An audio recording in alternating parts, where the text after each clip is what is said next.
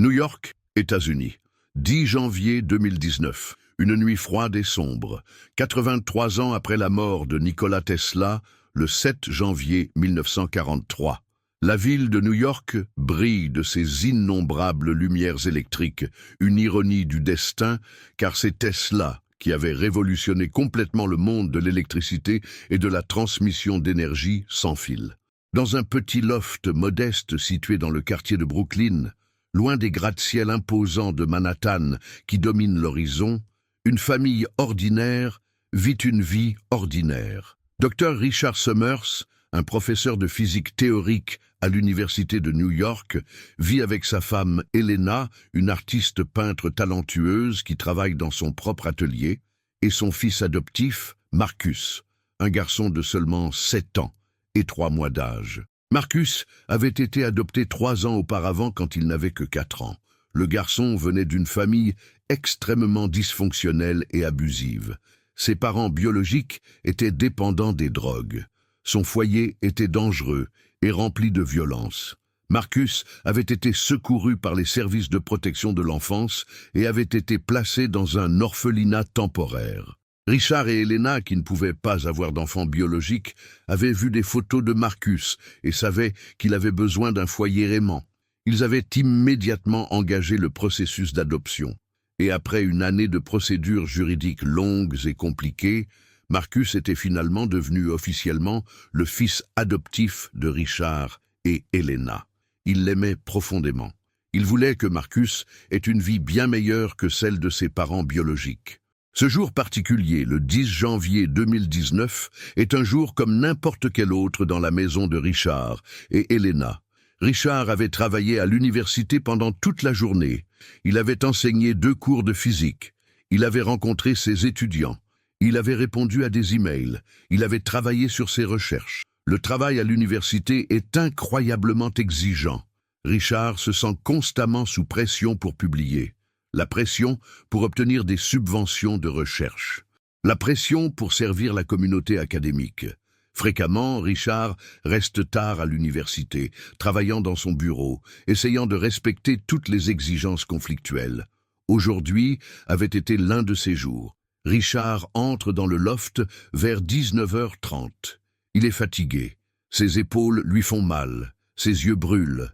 Il rêve simplement de s'effondrer sur le canapé et de se reposer. Mais quand il entre, il voit immédiatement que quelque chose ne va pas. Elena est assise dans le salon, son visage pâle. Ses yeux sont rougis d'avoir pleuré. Quand elle voit Richard, elle se lève et court vers lui. « Quelque chose de terrible s'est produit, » dit-elle, sa voix tremblant. « Quelque chose d'extraordinaire et de perturbateur. Il y a quelque chose de très étrange qui se passe avec Marcus. » Richard sent son cœur s'accélérer dramatiquement. « Marcus allait bien ce matin quand il a quitté pour l'université ?»« Oui, » répond Elena, « il est allé à l'école. Il est revenu de l'école normalement. Il a mangé sa collation. Mais après, quand il était dans sa chambre, j'ai commencé à entendre des bruits étranges, des bruits comme quelqu'un écrivant frénétiquement, des bruits comme quelqu'un respirant pesamment tandis qu'il travaille intensément sur quelque chose. Et quand je suis entré dans la chambre, Richard, j'ai trouvé Marcus faisant quelque chose que je ne peux pas expliquer. Richard va immédiatement dans la chambre de Marcus. Il ouvre la porte prudemment, et ce qu'il voit le laisse complètement sans voix. Marcus est assis à son petit bureau d'enfant, vêtu de son pyjama bleu, avec des dinosaures qui est parfaitement approprié pour un enfant de 7 ans. Mais autour de lui, autour du bureau, se trouvent des dizaines, peut-être des centaines de feuilles de papier, et chaque feuille est couverte de dessins. Mais ce ne sont pas des dessins normaux. Richard reconnaît immédiatement qu'ils ne sont pas les dessins qu'on s'attendrait d'un enfant de 7 ans. Ce ne sont pas des dessins de voitures et de maisons et de personnes. Ce sont des diagrammes hautement techniques. Ce sont des schémas électriques complexes. Ce sont des plans pour des machines compliquées, des machines sophistiquées, des machines qui semblent avoir été conçues par un ingénieur professionnel, pas par un enfant. Richard, malgré sa formation en physique, ne peut pas immédiatement identifier ce que sont toutes ces machines. Mais il reconnaît les symboles, il reconnaît la notation électrique. Il reconnaît que quiconque a dessiné ces diagrammes possède une compréhension profonde de l'ingénierie électrique et de la physique, une compréhension qui est bien au-delà de ce que tout enfant de 7 ans devrait posséder. Richard entre lentement dans la chambre, comme s'il marchait sur une scène de crime. « Marcus, mon fils, qu'est-ce que tu fais ?» demande Richard, sa voix tremblant légèrement. « D'où viennent tous ces dessins? Qui t'a enseigné à dessiner ces choses ?» Marcus lève les yeux des dessins. Et à ce moment, Richard voit quelque chose dans ses yeux qui n'est pas Marcus. Il voit une profondeur, une ancienne sagesse, une intelligence qui semble être complètement déplacée dans le visage d'un enfant de 7 ans. Les yeux de Marcus semblent regarder à travers Richard, au lieu de regarder vers Richard, comme si Marcus voyait quelque chose dans une dimension différente. Marcus parle, mais la voix qui sort de la bouche du garçon n'est pas la voix de Marcus. Ce n'est pas la voix aiguë et légère d'un enfant, c'est une voix plus profonde, c'est une voix avec un léger accent slave, un accent serbe. C'est une voix qui semble avoir vécu de nombreuses décennies. C'est une voix qui transmet l'autorité et la connaissance profonde. « Mon nom est Nikola Tesla », dit la voix qui sort de Marcus, « et j'ai attendu pendant 83 ans pour revenir. J'ai attendu pendant 83 ans une incarnation appropriée, un esprit capable de comprendre et de continuer mon travail, un esprit capable de transmettre au monde les secrets que j'ai découverts avant de mourir. Un esprit capable de recevoir le transfert de connaissances que je dois transmettre pour sauver l'humanité du chemin destructeur sur lequel elle se trouve. » Richard sent ses jambes faiblir. Il s'assoit lentement sur le lit de Marcus. « Ce n'est pas possible, » murmure-t-il. « Cela ne peut pas se produire. » Mais même en disant ces paroles, Richard sait au plus profond de son esprit que c'est possible. Richard est un scientifique. Il consacre sa vie à comprendre l'univers à travers la lentille de la méthode scientifique. Mais Richard sait aussi qu'il y a des mystères, il y a des phénomènes que la science ne peut pas encore expliquer. Il y a des choses dans l'univers qui sont bien au-delà de la compréhension humaine actuelle. Je comprends votre scepticisme, continue la voix de Tesla à travers Marcus. C'est la réaction rationnelle. Mais écoutez-moi attentivement. En 1943, quand je suis mort à l'hôtel New-Yorker à New York, j'avais développé plusieurs technologies révolutionnaires qui auraient pu transformer complètement le monde. La transmission d'énergie sans fil, des systèmes de communication sans fil avancés, des machines qui auraient pu exploiter l'énergie naturelle de la Terre, des machines qui auraient pu influencer les modèles climatiques, des machines qui auraient pu purifier l'eau, des machines qui auraient pu guérir les maladies. Mais avant que je puisse terminer mon travail, avant que je puisse transmettre ces secrets au monde, ma vie s'est terminée abruptement. Tesla continue à travers Marcus, sa voix devenant plus intense, plus passionnée, et les gouvernements qui me craignaient, les corporations qui percevaient que mes inventions menaceraient leurs empires construits sur les combustibles fossiles et les systèmes centralisés, ont détruit mes notes. Ils ont confisqué mes journaux. Ils ont effacé mes contributions de l'histoire moderne. Ils ont fait tout ce qu'ils pouvaient pour assurer que mon travail soit oublié, que ma vision d'un monde avec une énergie libre pour tous ne se réalise jamais. Richard lutte pour traiter ce qu'il entend, mais la partie scientifique de son cerveau reconnaît que l'histoire contée est compatible avec les faits historiques qu'il connaît sur Tesla. Tesla avait en effet été largement oublié. Le travail de Tesla avait en effet été confisqué. Les journaux de Tesla avaient en effet disparu après sa mort, et l'histoire officielle avait en effet minimisé les contributions de Tesla tout en exagérant celles de Thomas Edison et d'autres. « Pourquoi êtes-vous revenu ?» demande Richard, sa voix toujours tremblant. « Si vous avez été mort pendant 83 ans, pourquoi revenir maintenant? Pourquoi revenir à travers mon fils ?» Tesla répond, « Parce que le monde est au bord du collapsus. Le réchauffement climatique menace la civilisation. Les guerres pour les ressources énergétiques menacent de dévaster la planète. La population mondiale augmente tandis que les ressources diminuent. Les maladies augmentent. Les écosystèmes s'effondrent. Si l'humanité n'est pas capable de changer son chemin au cours des 10 prochaines années, je crains qu'il soit trop tard, et j'ai les solutions. Les technologies que j'ai développées, les technologies qui étaient si proches d'être finalisées quand j'ai mourir, peuvent sauver l'humanité. Et je suis revenu pour assurer que ces technologies soient finalement données au monde. Elena entre dans la chambre. Richard l'avait appelée quand il est allé voir Marcus. Elena voit le garçon, voit les dessins, voit l'expression extraordinaire sur le visage de son fils. Elle ressent aussi le poids de cette situation impossible. Elle reconnaît aussi que quelque chose d'extraordinaire se passe. Tesla, à travers Marcus, parle aux deux. Votre fils n'est pas possédé par un démon. Je ne suis pas ici pour lui faire du mal ou le contrôler. Je suis ici parce que j'ai reconnu en Marcus la capacité de comprendre et d'enregistrer les technologies que je dois transmettre. Je suis ici parce que l'esprit de Marcus est assez pur, assez libre des limites de la pensée matérialiste moderne pour servir de canal à ma connaissance. Et je suis ici parce que vous deux, ses parents, avez suffisamment d'amour et d'intégrité pour permettre que cela se produise. Dans les jours et les semaines qui suivent, Richard commence à documenter tout avec méticulosité. Il commence à photographier les dessins que Marcus crée. Il commence à enregistrer sur audio les paroles que Tesla parle à travers Marcus. Il commence à préserver chaque détail de cette manifestation extraordinaire. Et graduellement, il commence à analyser les dessins du point de vue de sa formation scientifique. Ce que Richard découvre le choque profondément. Les dessins ne sont pas seulement intelligents, ils ne sont pas seulement techniquement sophistiqués. Les dessins représentent de véritables innovations scientifiques.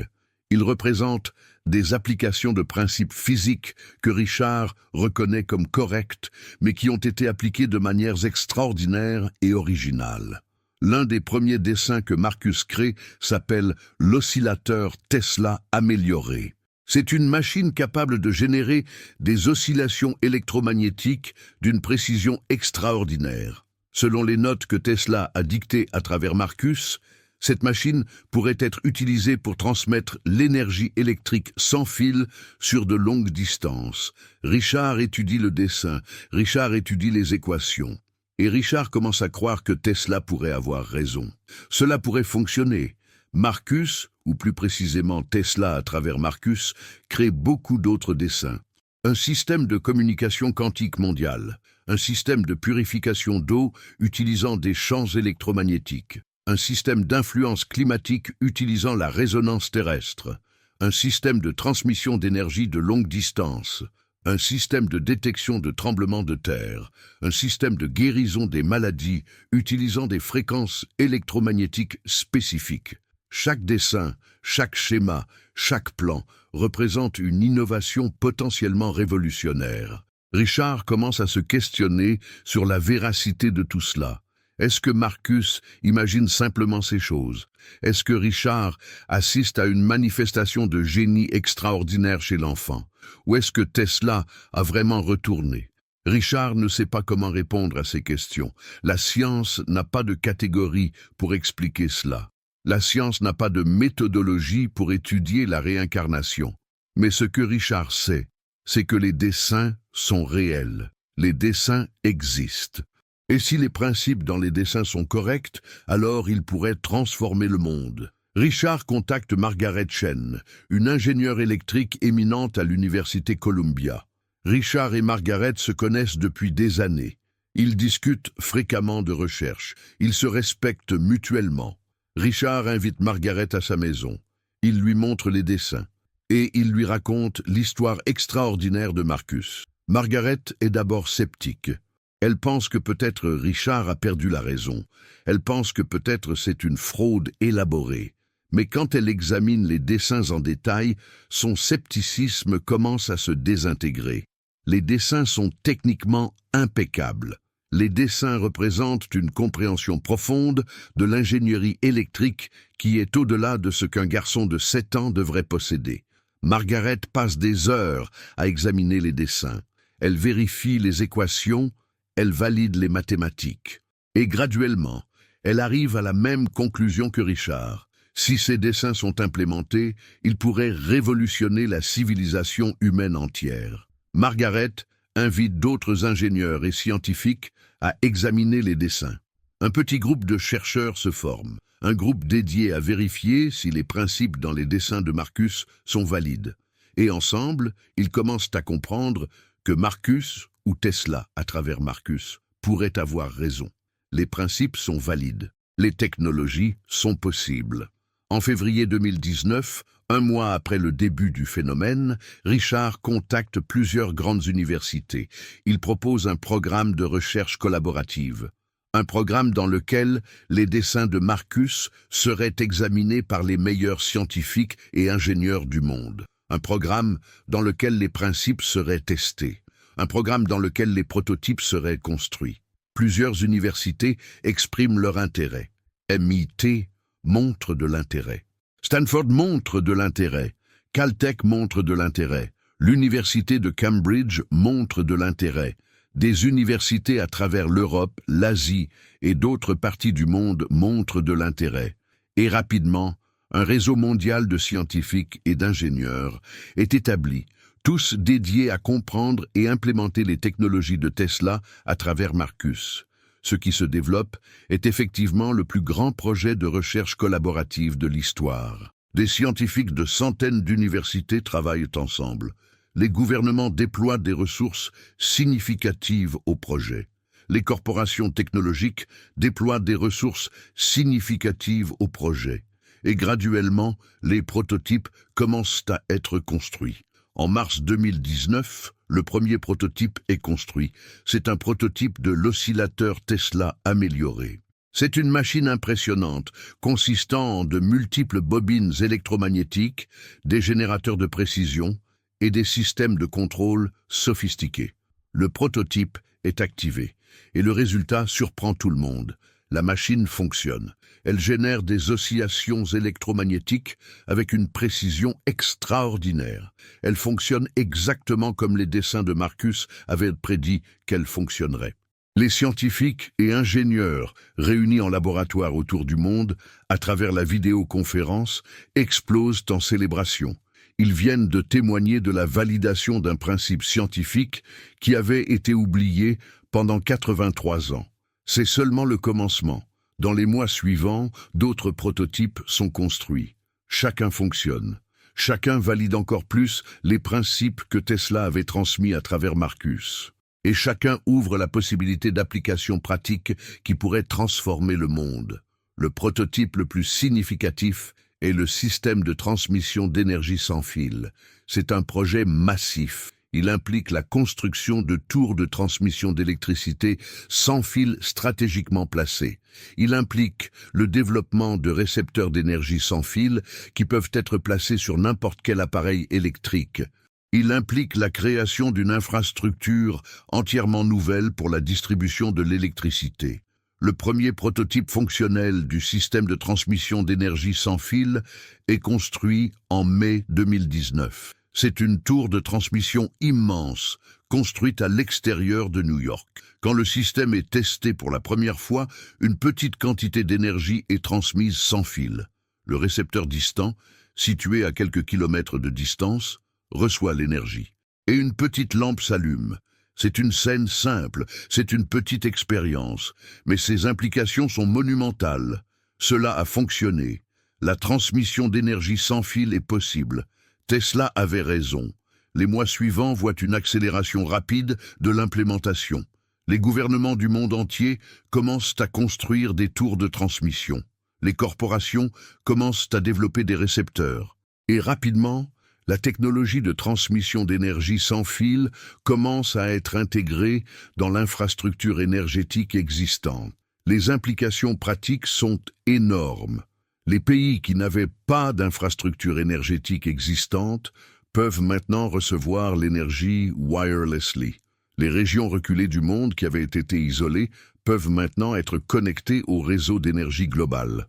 L'énergie peut être transmise depuis les lieux de génération efficace vers les lieux de consommation sans les pertes associées aux câbles électriques traditionnels. Mais tandis que ces développements extraordinaires se produisent, quelque chose d'étrange commence à se produire chez Marcus. Les transes dans lesquelles Tesla parle à travers lui deviennent plus fréquentes. Les transes durent plus longtemps. Et pendant les transes, Marcus semble devenir de moins en moins une enfant et de plus en plus l'incarnation de Tesla. Richard et Elena observent ce processus avec un mélange d'admiration et de préoccupation. Ils admirent le travail extraordinaire qui est en train d'être réalisé. Ils admirent le fait que les technologies qui pourraient sauver l'humanité sont développées, mais ils s'inquiètent pour leur fils. Ils s'inquiètent que Marcus soit en train de disparaître, absorbé graduellement par la personnalité et la conscience de Tesla. Dr. James Peterson, un éminent psychiatre spécialisé dans les phénomènes psychologiques extraordinaires, est consulté. Quand Peterson examine Marcus, il observe attentivement, il effectue des tests, il pose des questions, et graduellement, il arrive à une conclusion perturbante. Je crois, dit Peterson à Richard et Elena, que la conscience de Tesla absorbe graduellement la conscience de Marcus. Je crois que l'identité de Marcus est en train d'être remplacée par l'identité de Tesla. Et si cela continue, je crois qu'en bref, Marcus n'existera plus en tant qu'une personne séparée et distincte. Il sera complètement Tesla. Il sera complètement l'incarnation de l'esprit de Nikola Tesla. Richard et Elena sont dévastés par cette révélation. Ils aiment leur fils. Ils ne veulent pas le perdre, mais ils comprennent aussi que Tesla a un travail à accomplir, et ils comprennent que ce travail pourrait sauver l'humanité. Ils se trouvent dans un dilemme moral impossible. Comment peuvent-ils permettre que leur fils soit absorbé par une autre entité, et comment peuvent-ils empêcher cela quand le travail qui est réalisé est si important? Marcus, dans les moments où sa propre conscience revient, comprend ce qui se passe. Papa, maman, dans l'un de ces moments de lucidité, parle Marcus. Je sais ce qui se passe. Je sens Tesla prendre de plus en plus le contrôle. Et je veux que vous sachiez que c'est d'accord, parce que maintenant je comprends qui je suis vraiment. J'ai toujours été Tesla. J'ai simplement oublié pendant 7 ans quand j'ai été né dans ce corps. Et maintenant que je me souviens, je ne peux pas imaginer être quelqu'un d'autre. En juin 2019, Marcus entre dans ce que les médecins appellent une profonde transe permanente. L'enfant ne se réveille plus à l'état normal. Il reste constamment habité par Tesla. Et dans cet état, Marcus crée certaines de ses œuvres les plus extraordinaires. Tesla, à travers Marcus, développe un système de purification d'eau capable de purifier n'importe quelle eau, peu importe à quel point elle est contaminée.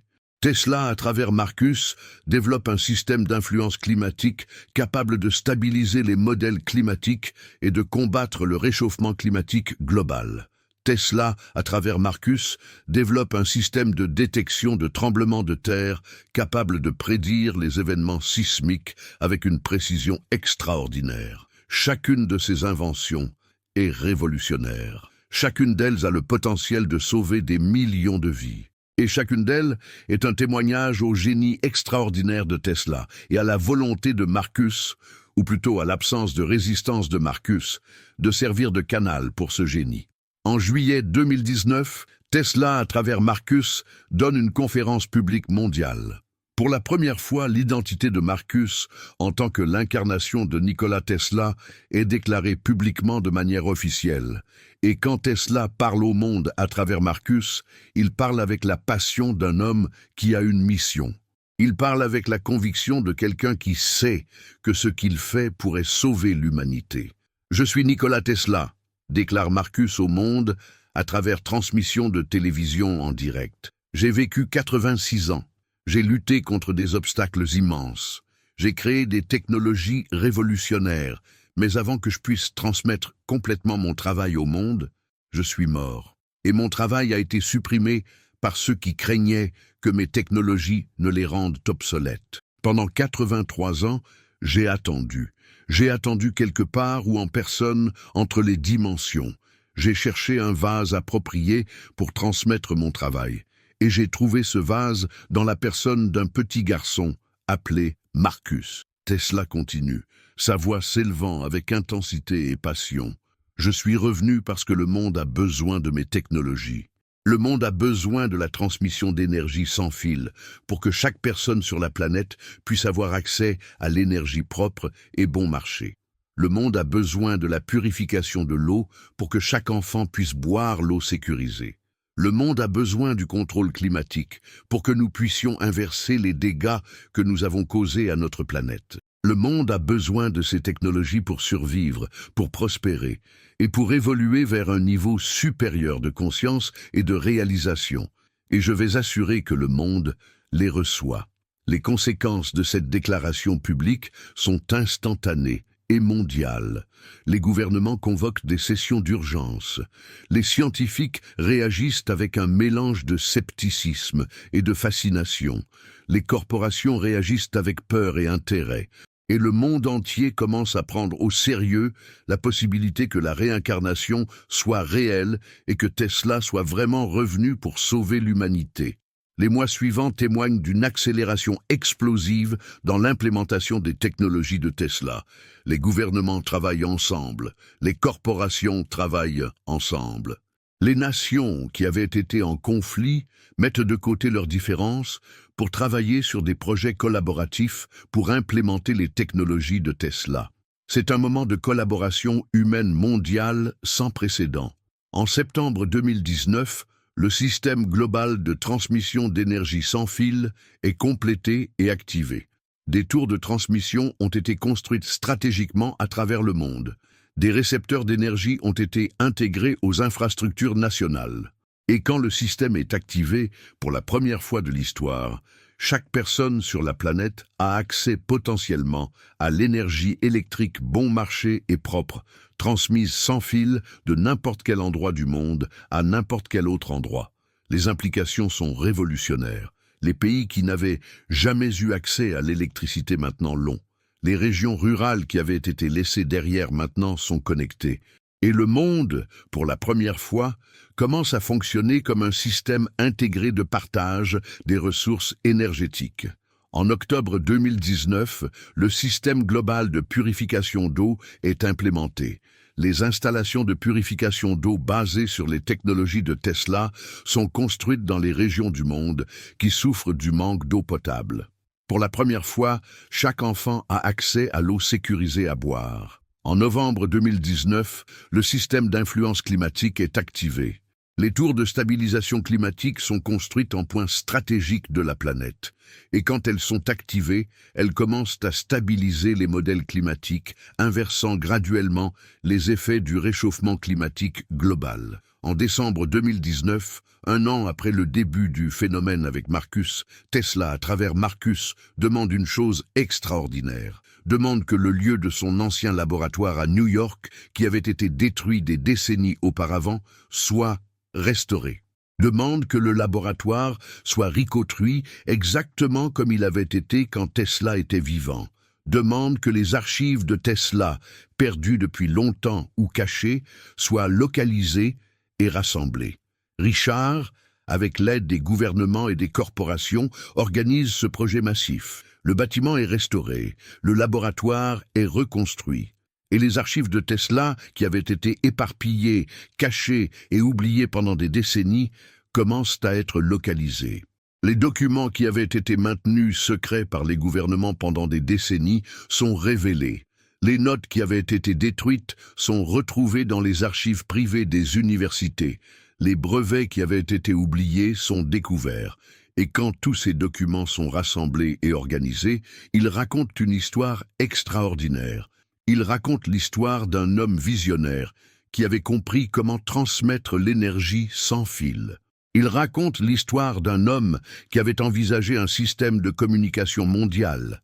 Ils racontent l'histoire d'un homme qui avait travaillé sur des technologies que le monde n'était pas prêt à recevoir. Et ils racontent l'histoire d'un homme dont le travail avait été supprimé et oublié pendant un siècle. En février 2020, Marcus visite le laboratoire restauré. Et là, dans les ruines restaurées de son ancien laboratoire, Marcus s'assoit et pleure. Il pleure pour les années perdues. Il pleure pour les opportunités manquées. Il pleure pour le temps qui aurait pu être utilisé pour transformer le monde, mais qui avait été gaspillé. Et il pleure pour la joie de savoir que maintenant, finalement, son travail serait continué et réalisé complètement. Dans le laboratoire restauré, Marcus, ou plus précisément Tesla à travers Marcus, établit ce qui s'appelle l'Institut Tesla pour la recherche avancée. C'est un institut dédié à la compréhension et à l'application des technologies que Tesla avait développées.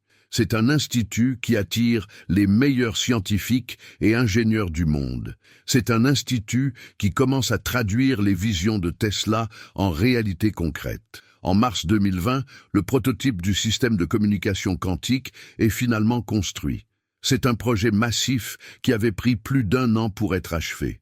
Et quand le système est testé pour la première fois, quelque chose d'extraordinaire se produit. 2 appareils de communication quantique sont activés. Un à New York, un à Tokyo. Et quand les appareils sont activés, une communication instantanée est établie. Une personne à New York peut parler instantanément avec une personne à Tokyo sans aucun atraso. C'est la première démonstration réussie d'une communication quantique à longue distance. La technologie fonctionne. Elle fonctionne exactement comme les plans de Marcus avaient prédit. Et le monde change à nouveau. Les communications quantiques commencent à remplacer les télécommunications traditionnelles. Les atrasos de transmission sont éliminés. Et le monde devient vraiment connecté pour la première fois dans l'histoire de l'humanité. Mais au même moment que ces développements extraordinaires se produisent, quelque chose d'inattendu commence à se produire. Marcus commence à oublier. Les mémoires de Tesla commencent à s'estomper. La conscience de Marcus commence à revenir. C'est comme si l'âme de Tesla avait accompli sa mission et était maintenant prête à partir. Et graduellement, Marcus redevient Marcus. L'enfant redevient une enfant. En juin 2020, exactement 18 mois après le début du phénomène, Marcus ne se souvient de rien. Il ne se souvient pas d'avoir été Tesla. Il ne se souvient pas d'avoir créé les plans. Il ne se souvient pas d'avoir parlé au monde. C'est simplement Marcus à nouveau, un enfant ordinaire de 7 ans qui ne comprend pas pourquoi tout le monde le regarde avec une telle intensité et une telle révérence. Richard et Elena observent leur fils redevenir un enfant, avec un mélange d'émotions. Elles sont heureuses d'avoir leur fils de retour. Elles sont tristes de devoir dire au revoir à Tesla. Et elles sont reconnaissantes que leur fils ait pu servir de canal pour cette intelligence extraordinaire qui avait transformé le monde entier. Richard examine tous les plans et tous les documents que Marcus avait créés pendant sa possession par Tesla. Et il réalise que Marcus, ou plus précisément Tesla à travers Marcus, avait créé suffisamment de technologies pour transformer complètement la civilisation humaine entière. Les technologies étaient suffisantes pour résoudre la crise énergétique mondiale. Les technologies étaient suffisantes pour résoudre la crise mondiale d'eau douce. Les technologies étaient suffisantes pour résoudre le réchauffement climatique mondial. Et les technologies étaient suffisantes pour établir une communication instantanée à travers le monde. En 2025, 5 ans après les événements, Marcus est maintenant un adolescent de 12 ans. Il est intelligent, certainement. Il aime la physique et l'ingénierie. Il veut devenir un ingénieur. Il lit fréquemment sur les technologies qui ont été créées pendant sa période de possession, bien qu'il ne se souvienne pas consciemment de les avoir créées. Mais il n'est pas le génie extraordinaire qu'il avait été quand il avait 7 ans. C'est simplement un adolescent normal, avec des talents et des intérêts normaux. L'impact des technologies créées par Tesla à travers Marcus est profond et durable. L'infrastructure énergétique mondiale est transformée. La communication mondiale est transformée. La gestion mondiale d'eau douce est transformée. Et les modèles climatiques sont influencés et stabilisés. Des millions de vies sont sauvées. Des millions de personnes ont accès à l'électricité pour la première fois. Des millions de personnes ont accès à l'eau potable. Et le monde, pour la première fois dans l'histoire, commence à fonctionner comme un système intégré et efficace où les ressources sont partagées équitablement et l'énergie est abondante pour tous. La pauvreté énergétique est pratiquement éliminée. Les guerres pour les ressources énergétiques cessent. Le réchauffement climatique est inversé et une nouvelle ère de paix et de prospérité globale commence. Tout parce qu'un enfant de 7 ans a été temporairement habité par l'une des plus grands esprits qui ait jamais vécu.